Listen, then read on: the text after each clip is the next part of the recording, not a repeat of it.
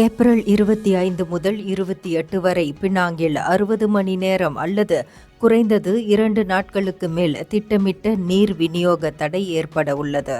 இதனால் அம்மாநிலத்தில் உள்ள 3,41,000த்திற்கும் மேற்பட்டோர் பாதிக்கப்படலாம்.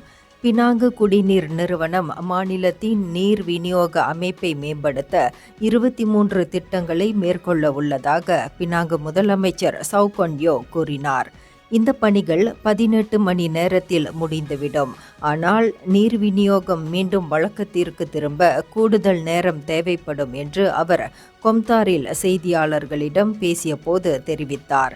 இந்த திட்டங்களில் அம்பாங் ஜாஜாரில் 360 மீட்டர் நீளமுள்ள சுங்காய் பிரை இறுதி குழாய் இணைப்பு பணி மற்றும் சுங்காய் டுவா நீர் சுத்திகரிப்பு நிலையத்திற்கான குழாய் மேம்படுத்துதல் பணி அடங்கும்.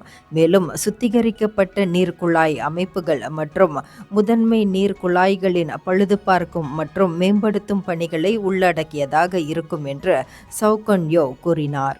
இதய குரல் மக்களோசை.